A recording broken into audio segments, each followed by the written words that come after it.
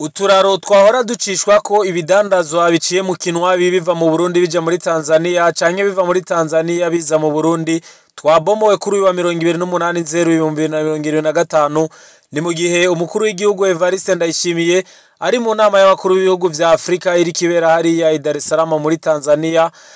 Mu ntara ya Ngozi havugwa abanyeshure birukanwe kubera ingwara bagwaye itaramenyekana. Nayo umushikiranganji ajeje intwaro yo hagati iterambere rusange ndetse n'umutekano abisha amashirahamwe yo gutumatumanako mu Burundi kubijanye na internet icikagurika ndetse n'ahatarirezo hanini nya mu gihugu c'u Burundi. Aya n'ayandi ni muri burakeye turaza no kugenda hariya muri Kongo turabire hamwe ayintambara igeze. Morning Burundi, Uburundi burakeye. Turabaha ikaze muri burakeye yo kuri uyu wa gatatu aho tugiye kugaruka ku makuru yazindutse aravugwa hirya no hino mu ntara hagati mu Burundi ndetse no mu makungu. Amakuru tukaba tugiye kuyatangurira hano i Bujumbura aho umushikiranganji ajeje intwaro yo hagati iterambere rusange ndetse n'umutekano Martin Neretse agabisha amashirahamwe asanzwe atanga internet ndetse na rezo, aho avuga yuko turetse umuvuduko wa internet uri hasi cyane ibice 60% vy'abarundi batanashobora gutelefona. Aho rero ni nyuma yo kubona ivyegeranyo vy'amashirahamwe yo gutumatumanako Econete Limitere na Onamobe, ayo mashirahamwe akorera ku butaka bw'u Burundi, avuga yuko vyifashe nabi cyane. Hari mu nama yagirishijwe n'uwo mushikiranganje ari kumwe na mugenzi we ajeje gutumatumanako amakuru Leokadinda Cayisaba, harimwo umuvugizi kandi w'umukuru w'igihugu, babura amatari n'abafise uruhara mu gisata cyo guhanahana amakuru. Muri iyo nama yabereye i Bujumbura rero kuri uyu wa 28/0/2025 abariko barabira hamwe agahaze kugira ngo amashirahamwe akorera muri ico gisata atange service nziza. Umuvugizi w'umukuru w'igihugu Rosine Girene Gatoni akaba yagize ati birateye isoni kubona umuhora wo guhamagara hano mu Burundi ufise gusa DG canke connection ya DG, n'imyaka umaze hano uri mu Burundi hakiri abanyagihugu barenga ibice 60% badashobora guhamagara no gutelefona bikagorana. Nayo urongoye ishirahamwe Econete na Piasi Njaravaza akaba yavuze yuko ngo zimwe mu ngorane nyamukuru bagiye bagira uyu mwaka harimo ubukene bw'igitoro n'amadolari, kandi yasiguye ko batarota ibintu bija mu buryo neza mu gihe batoba bararonse igitoro gikwiye. Akagira ati ivyo dukora vyose mu gukwirakw'iza abanyagihugu kugira ngo tubahe internet ikwiye na rezo ikwiye bisaba igitoro. Ikindi ayo twinjiza ni bice 48% tukayiriha leta, nayo twebwe tugatwara ivyo bice 52%, kandi ivyo ntibishobora guhinyanyura ubuhinga hiyongeyemwo n'ivyo bitoro vyose n'amadolari asanzwe yarabuze. Kuri ico rero umushikiranganje akaba yacamiriye kure akavuga yuko igitoro coco kitoba icitwazo kuko kibuze vuba, ariko imyaka bamaze bakorera ku butaka bw'u Burundi bakaba badakwiza abene gihugu internet canke rezo. Igitoro nticari bwabure ngo kuva kera, ahubwo akavuga yuko mu basezerano bafitaniye na leta atamazutu yararimwo. Ndetse rero Martin Neretse akaba yamenyesheje ayo mashirahamwe yuko ubu atamikino yirimwo, kandi akaba yatanze ikiringo atarenze itariki 1 Ruhuma 2025 yuko ishirahamwe rizoba ritarariha amafaranga riheraniye leta yo yaba ihadabu canke amakori. Igipolisi kizoca cifatira mu minwe ico kibazo. Muri Onamobe naho umuyobozi mukuru waryo Sixten Yuhire akaba yagize ati igitoro n'amatara rero ibikoresho vya internet bizimvye nivyo biri mu ntambanyi nyamukuru tugenda duhura nazo. Ariko naho nyene umushikiranganje akaba yabwiye Onatere yuko yama ari umugwayi adakira adatora na mitende. Akavuga yuko ku miliyaridi 35 leta yayihaye vyanse ko bitunganiriza canke batunganiriza bene gihugu. Akaba yavuze ati nibasezere bugare batahe leta irondere abandi babishoboye. Ndetse no muri limitere naho nyene ingorane nimwe n'indi mihora bakaba bavuze ko ari ubukene bw'igitoro n'amadolari. Ariko umushikiranganje rero akaba yababaye cyane akababwira ati ubwo ruririmbo bw'igitoro ntigwinjira, tomora neza ikibazo mufise. Hakaba hari aho mwateye umukono ku masezerano uvuga yuko leta y'u Burundi izobaha amadolari mu bivuge leta izoba yarahemukiwe. Ivyo rero akaba yabimenyesheje anagabisha ayo mashyirahamwe yuko ibihano bizofatwa kugira ngo abanyagihugu batunganirizwe, kuko bimaramaje kubona hari ibice byinshi by'abanyagihugu badashobora no gutelefona mu Burundi. Abarundi benshi barenga 400 batagira impapuro zibemerera kuba muri leta zunze ubumwe za Amerika bashobora kwisanga birukanwe ni nyuma yuko himitswe umukuru w'igihugu mushasha Donald Trump atwara leta zunze ubumwe za Amerika kuva itariki 20/2025. Uyu mukuru w'igihugu rero akaba yazanye impinduka nyinshi, harimo no kwirukana abantu baba muri ico gihugu ca leta zunze ubumwe za Amerika batagira impusha, bakaba basabwa kwirukanwa ndetse bakaba basohoye n'impapuro zerekana ibihugu bimwe bimwe abantu bifise bazokwirukanwa igihe iyo ngingo izoba iriko irashigwa mu ngiro.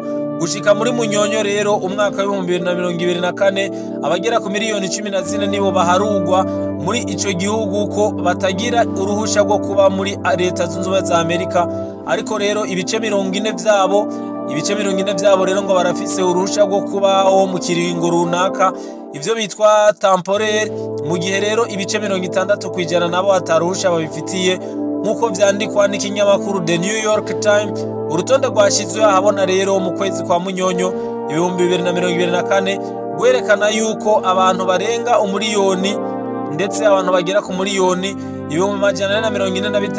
445,549 aribo bari bamaze kumenyekana ko bategerezwa kwirukanwa, kuko uru ataruhusha bafise bwo kuba ku butaka bwa leta zunze ubumwe za Amerika. Abo rero nabo hakaba harimo abarundi bagera ku 462 nkuko bishikirizwa n'ico kinyamakuru The New York Times. Igihe rero ingingo ya Donald Trump asanzwe yaravuze kwirukana ababa muri leta zunze ubumwe za Amerika batafitiye uburenganzira, abarundi bakaba bazirukanwa ndetse n'izindi ntonde z'ibihugu bitandukanye biriko abava muri ivyo bihugu bari muri leta zunze ubumwe za Amerika batabifitiye uburenganzira. Umukuru w'igihugu yaritabiriye inama ihuza abakuru b'ibihugu vya Afrika iri kibera hariya muri Tanzania, aho iyo nama iriko iriga kubijanye n'amasoko ntanganguvu kuva ku itariki 27 gushika ku itariki 28/0/2025.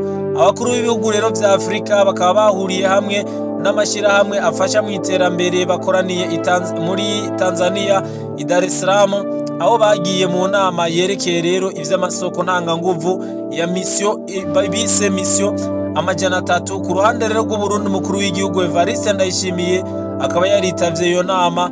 Mu numero nyamukuru y'iyo nama ngo ni uguhanahana ivyiyumviro ku masoko ntanganguvu ku buryo abantu imiliyoni 300 muri Afrika bazoronka canke bazoshikirwa n'umuyaga nkuba gushika mu 2030.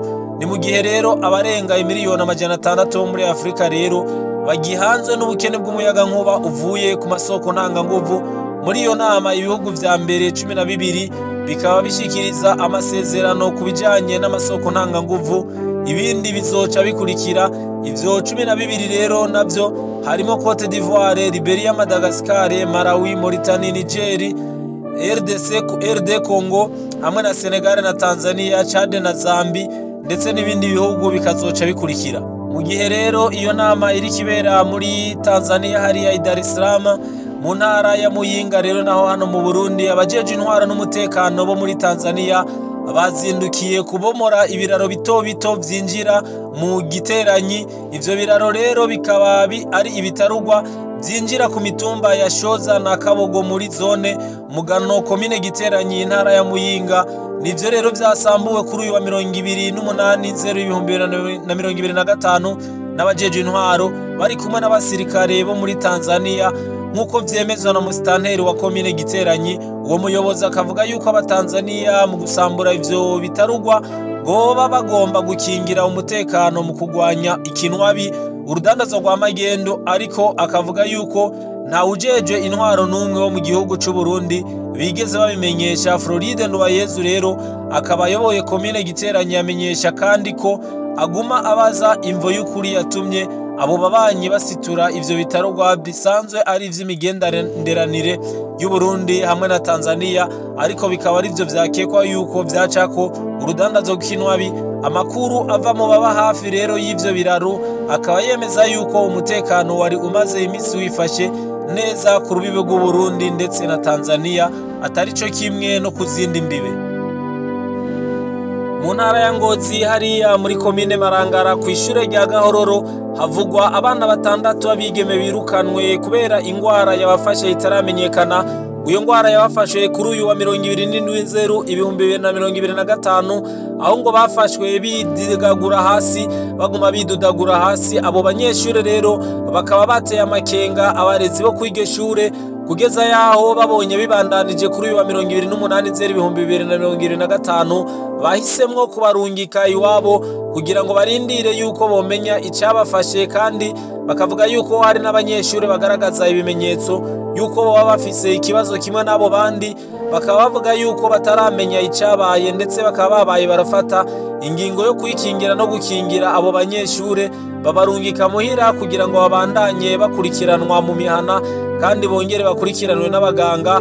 Ariko rero ingwara ikaba ari kinyegezo batigeze bamenya, na cyane cyane yuko bafatiwe rimwe bakaba bafise n'ivyo bimenyetso bitangaje, ibimenyetso bitari bimenyerewe ku ngwara n'imwe canke ku ngwara ifata abanyeshure benshi.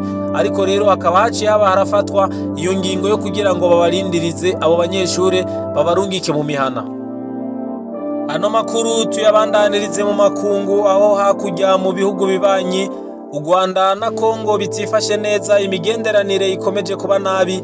Aho ni kubera intambara iri kirabera hariya muri Kongo. Ayo ntambara rero iri kihuza igisirikare ca Kongo gifatanije n'abarundi bagiye kugerageza kugarukana amahoro mu karere k'ubuseruko bwa Kongo. Ndetse rero iyo ntambara nkuko twagiye turabashikiriza muri burakeye zagiye zirarangira, ikaba ari intambara iriko itera ubwoba aba mu karere ndetse n'abo kw'isi yose, kuko iyi ntambara imaze gukomera inyuma yuko umutwe wa M23 winjiye mu gisagara ca Goma, ndetse rero abasirikare benshi bagahunga abandi bagafatwa. Intambara zikaba zikomeje hagati rero y'igisirikare cha Kongo ndetse n'igisirikare cha M23 bari kumwe n'abanyarwanda basanzwe babashigikiye. Rero iyi ntambara ikaba yakomeje kugeza ni Rubavu mu gihugu cy'u Rwanda, aho amasasu menshi yazindutse arumvikana kuri uyu wa 28/2025.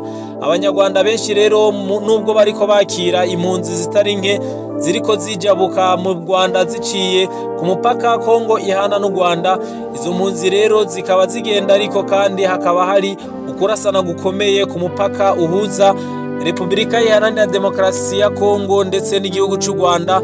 Ibiteye ubwoba rero amahanga ndetse n'ababanyi.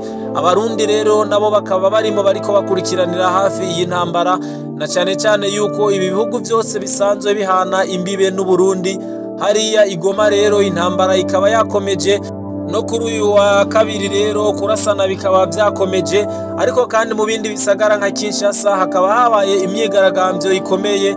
Abanyagihugu bagiye mu mabarabara biyamiriza iyi ntambara, na cyane cyane bavuga yuko iyi ntambara yohagarara ndetse bagasubira mu nzira y'ibiganiro. Tukabibutsa yuko umukuru w'igihugu ca Kenya William Ruto asanzwe ari warongoye n'umuryango w'ibihugu vya Afrika y'ubuseruko yatumye ku inama y'ikitaraganya izakuba kuri uyu wa gatatu igenekerezo rya 29/2025. Akaba yatumye ku inama y'abakuru b'ibihugu b'uyu muryango kugira ngo bige kuri kino kibazo. Inama rero umukuru wa Repubulika Iharanira Demokarasi ya Kongo Felix Tshisekedi ataza kubonekamwo, kuko yavuze ko mu bihe igihugu ciwe kirimwo adashobora kugenda hanze y'igihugu canke adashobora kwitabira iyi nama.